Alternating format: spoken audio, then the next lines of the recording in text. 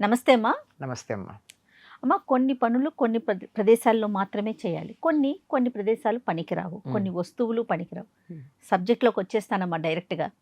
మంచం మీద కూర్చొని అన్ని పనులు చేసేస్తారు. అంటే అది కేవలం పడుకోవటానికి మాత్రమే కాకుండా తినడం దాని మీదే, తాగడం దాని మీదే, చదువుకోవటం దాని మీదే, టీవీ చూడటం దాని మీద నుంచే. దీనివల్ల ఏమైనా అనారోగ్య సమస్యలు వస్తాయా? అసలు పూర్వకాలంలో అసలు ఎలాంటి, అంటే పూర్వకాలంలో ఏ రూమ్కి ఆ రూమ్ ఉండటం, ప్రత్యేకించి ఒక మంచం ఉండటం, ఇలాంటి పద్ధతి ఉందా అమ్మా అసలు? లేదమ్మా, ఇంట్లో ఒకటి పందిరి మంచం అని ఒకటి ఉండేది పెద్దది. ఇంటి యజమాని పడుకోవడానికి దాని కింద గుమ్మడికాయలు అలాంటివన్నీ సేవ్ చేసి పెడుతూ ఉండేవారు. పందిరి మంచం కింద. అది అంత తప్ప పగటి పూట మంచాలు ఇంట్లో పరిచి ఉండకూడదు. ఎత్తి పెట్టేసేయడం, పక్కలు ఎత్తేయడం, మంచాలు ఎత్తి పెట్టేయడం, ఏ పూట కాపూటకి. తెల్లారిన తర్వాత మంచం మీద పక్క ఉండకూడదు, అది నియమం. అంతే. సాయంకాలం అవ్వగానే ఏం చేసేవాళ్ళు, దీపాలు పెట్టేయడం. అంటే ఆ దీపాలు ఉండేవి కదా, కిరసనాయిల దీపాలు, ఆ దీపాలు పెట్టడం, పక్కలు వేసుకోవడం, సాయంకాలం పనులు అవి. అంతేగాని రెడీమేడ్ మంచాలు ఉండేవి కాదు. పర్మనెంట్ రూమ్స్ గానీ, అందుకే ఒక రూమ్ ఉన్నా సరిపోయేదమ్మా. ఒక రూమ్ ఇంటి యజమానికి ఉండేది, ఇంటి పెద్ద ఆయనకి. మిగిలింది వేరెవరు వచ్చినా ఒక రూమ్ ఉండేది. పక్కలు ఎక్కడైనా వేసుకోవచ్చు, అన్నీ పక్కన పెట్టేసేవారు. ఏ వరండాలోనో మంచాలు ఎత్తి పెట్టేసేవాళ్ళు. అన్ని పరుపులే వాడేవారు. పరుపులు లేకపోతే బొంతలు, జంపకానాలు ఇవన్నీ మడిచి పక్కన పెట్టేస్తూ ఉండేవాళ్ళు. అది ఆరోగ్యంగానే ఉండేది, బాగుండేది. మా చిన్నతనంలో కూడా మాకంతే, ఒకే ఒక మంచం పరిచి ఉండేది, మిగిలినవన్నీ ఎత్తి పెట్టేయడమే. అట్లాంటిది ఇప్పుడు మరి అందుకే ఎంత ఇళ్ళు చాలటల్లా. ఎప్పుడు మంచాలు వేసి ఉండడం అనేది ప్లేస్ చాలట్లేదు, ఇల్లు సరిపోదు. నలుగురు వచ్చి కూర్చోవాలంటే మంచం మీదే కూర్చోవాల్సి ఉంటుంది. అంతే అవుతుంది. అది భయంకరమైనటువంటి పరిస్థితి, మంచం మీద కూర్చోవడం అన్నది. మరి దానివల్ల ఏమిటి అని అడిగారు కదా. ప్రతిదానికి ఒక ప్లేస్ ఉంటుంది కదమ్మా. పూజ గదిలో పూజ చేస్తాం కానీ భోజనం చేయం కదా.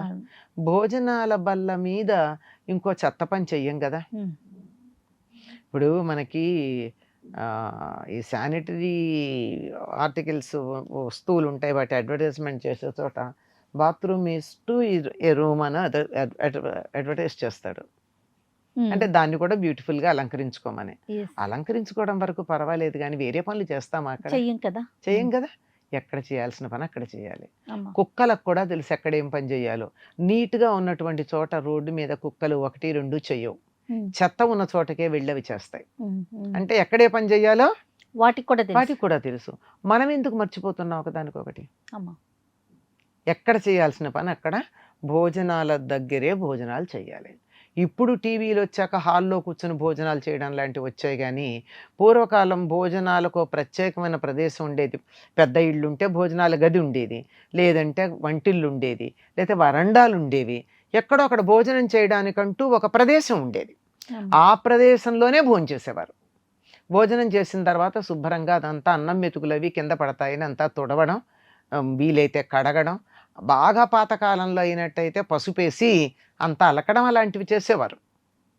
అంటే ఏంటి పసుపేసి అలకాల్సిన అవసరం ఏమిటి? అన్నం మంచిదే కదా, అన్నం పరబ్రహ్మ స్వరూపం కదా. అది కింద పడితే అక్కడ పసుపేసి అలకాల్సిన పని ఏమిటి? ఏదో పనికిరాని దానిలాగా. పసుపేసమ్మా? అవునమ్మా. మట్టిళ్లలో ఏం చేసేవాళ్ళు, మట్టిళ్ళు కనుక అయినట్టయితే మట్టింట్లో భోజనం చేస్తారు. భోజనం చేసేప్పుడు అన్నం కంచం చుట్టూ 1, 2 మెతుకులు పడతాయి, తీస్తాము. తీసిన తర్వాత ఏ మజ్జిగో చారు లాంటిదో అక్కడ అతుక్కుని ఉంటుంది. ఉంటుందా ఉండదా? పెద్దవాళ్ళకైనా పడుతుంది. ఏం చేస్తారు, అదంతా కాస్త ఆవు పేడ కానీ పసుపు వేసి కానీ అక్కడ అలికేసేవాళ్ళు అన్నం తిన్న చోట. ఎందుకు చేయాలి? అన్నం పరబ్రహ్మ స్వరూపం కదా, దానికి దండం పెడతాం కదా. అన్నం మీదకు పడిన చోట నువ్వు శుభ్రం చేస్తున్నావు ఏమిటి? ఏదో చెత్తనో పనికిరాందో పడినట్టు. అంటే అది అక్కడ గనక ఉన్నట్టయితే చీమలు పడతాయి, దోమలు వస్తాయి, లేదా బ్యాక్టీరియా ఉండొచ్చు. అతుక్కుపోయి మన కంటికి కనపడనటువంటి మెతుకులేవో, ఆ మెతుకులు కదా, పలుకులేవో ఉండి దాన్ని అది పాడైపోయి బ్యాక్టీరియా రావచ్చు. ఇవన్నీ అనారోగ్య కారణాలు కదా. అది అక్కడ అలా చేసాం. ఇప్పుడు మంచం మీద కూర్చొని చేస్తే ఏం చెయ్యాలి? ఇవన్నీ చేస్తామా? చేయలేకపోతాం. అన్నం మెతుకుల ఆ పైన ఉన్నటువంటి దుప్పట్లోనో ఎక్కడో ఇరుక్కుపోతాయి కదా, పార్టికల్స్ ఉండిపోతాయి. ఉంటాయి. ఒకవేళ మెతుకన్నా తీసేసాం, మెతుకు తీసేస్తే కూడా ఏదో ఒకటి ఉండొచ్చు కదా, స్ట్రెయిన్ ఉండిపోతుంది కదా, మరక అలానే ఉండిపోతుంది. మరక అలాగే ఉండిపోతుంది కదా, చీమలు పడితే, దోమలు పడితే. ఉమ్. ఇవన్నీ ఇంత ఎక్స్ప్లెయిన్ చేయడం దేనికి? మంచం మీద కూర్చొని తినద్దు అన్నారు. కానీ కొంతమందికి ఉంది పర్మిషన్ మంచం మీద కూర్చొని తినడానికి. ఉమ్. ఎవరికి? బాలింతలకి. బాలింతలకు ఉంది. వ్యాధిగ్రస్తులు ఉండి మంచం మించి లేవలేనటువంటి వాళ్ళు ఉన్నారు. వారికి. వాళ్ళు అప్పుడెప్పుడే నెమ్మదిగా లేపి వాళ్ళకి అన్నరసం ఇస్తూ ఉంటారు. మీకు తెలుసో తెలియదో, పాతకాలం వాళ్ళు అలాంటి పరిస్థితుల్లో కూడా పక్కన ఒక కుర్చీ వేసుకుని మంచం మించి కష్టపడి కుర్చీలో కూర్చుని తింటారే కానీ మంచం మీద తినేవాళ్ళు కాదు. ఉమ్. అంత అంత నియమంగా ఉండేవారు. నియమంగా. మరి అందుకే వాళ్ళు అలా ఉన్నారు. అవునమ్మా. అంచేత ఎవరు మంచం మీద కూర్చుని తిన్నావు అంటే అర్థం ఏమిటి అంటే, నువ్వు బాలింత అన్నా అవ్వాలి, రోగి అన్నా అవ్వాలి. ఉమ్. ఉమ్. నువ్వు రోగా కాదు కదా, కానప్పుడు మంచం మీద కూర్చుని ఎందుకు తింటావు? అవును. ప్రతి దానికి ఒక ప్రదేశం ఉంది. Everything has a place and every place has one thing అని చెప్తారు. కరెక్ట్ అమ్మా. ప్రతి దానికి ఒక చోటు ఉంటుంది. ఉమ్. ఆ చోటులో ఉండాల్సిన వస్తువు ఒకటి ఉంటుంది.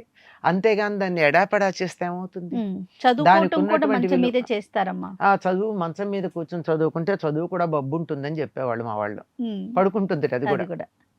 చేత మంచం మీద పడుకుని, మనకి పాతకాలంలో బొమ్మలు వచ్చేవి కదమ్మా, ఆ. కార్టూన్స్ వేసేవారు. మళ్ళీ మగపిల్లలు కాదు, ఆడపిల్లలదే. ఇలా కాలు ఒకటి పైకి పెట్టి బార్లో పడుకుని ఇట్లా పెట్టుకుని పుస్తకం ఎదురుగా పెట్టుకుని ఒక కాలు ఇలా మోకాల దగ్గర పైకి పెట్టి, అబ్బా చూసి ఇలా కాబోలు చదువుకుంటే ఇట్లా ఇట్లా చదివితే బాగుంటుంది కాబోలని ఒక ఐడియా. కానీ ఒక ట్రై చేసి చూడండి, 5 minutes కల్లా ఇవన్నీ నొప్పులు రావు. అవును. నొప్పులు ఇలా వచ్చేస్తాయి. ఇలా వెళ్ళకిలా పడుకుంటే కళ్ళు నొప్పులు రావు. కళ్ళజోళ్ళు ఎందుకు వస్తాయి చిన్నతనంలో అవును. అని నన్ను అడగండి, నాకు నా వయసుకు రావడం సహజం. అయినా చిన్నప్పుడు చాలా నియమాలు పాటించలేదు తెలియక. ఓకే.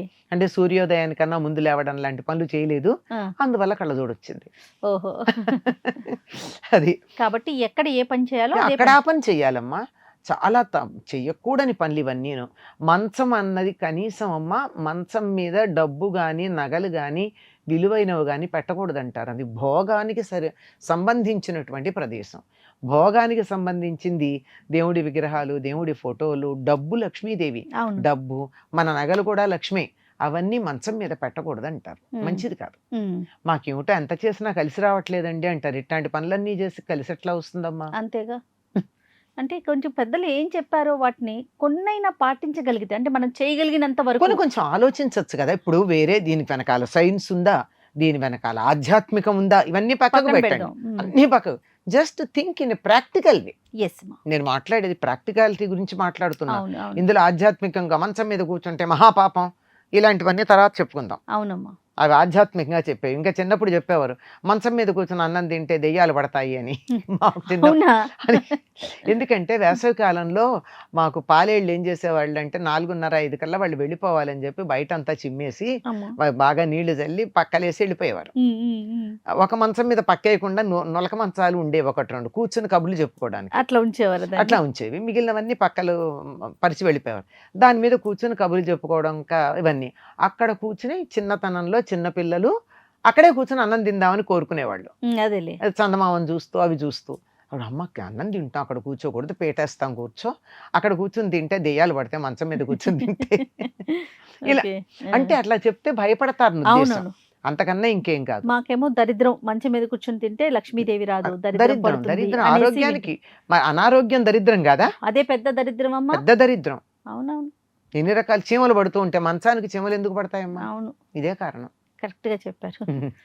సో అంటే ఏ పని ఎక్కడ చేయాలో అక్కడే చేయాలి. అక్కడే చేయాలి. నేను మీకు ఇది కూడా బాత్రూమ్ గురించి కూడా చెప్పాను. నేను అర్థం చేసుకోవాలి. అంతే. పూజ గది ప్రతిదానికి ఒక పేరు ఎందుకు పెట్టుకున్నాం వాటన్నిటికీ? అవునమ్మా. వంటగది, పూజ గది, భోజనాల గది, ఇది ఇది అది ఇది నేను పెట్టినప్పుడు ఎక్కడేం పని చేయాలి అక్కడ చేయాలి. రైట్.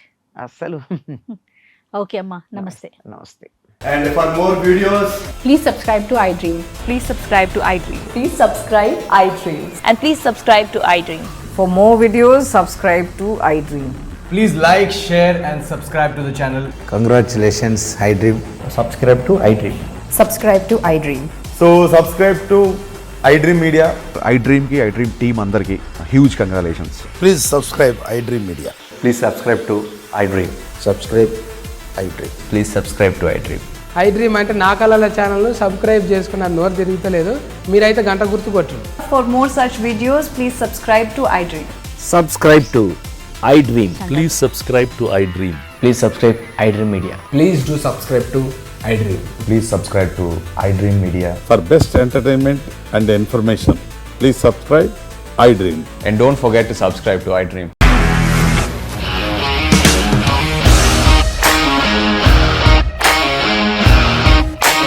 ఇండస్ట్రీలో కమిట్మెంట్ ఇష్యూస్ వస్తే నీకు కూడా వచ్చినట్టు. మార్నింగ్ తీసుకెళ్ళాడంటే కొట్టి పడేస్తాడు.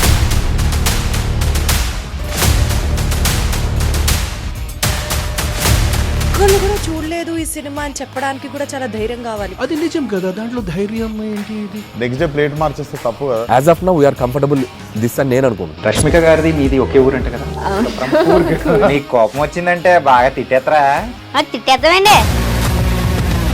నిజంగా గేమ్ ని ఎలా చేంజ్ చేయగలిగారు? APSFC వాళ్ళకి 6 నెలల్లో నేను 6 లక్షలు కట్టా. బిజినెస్ చేయాలనుకుంటే it is as difficult as riding a tiger.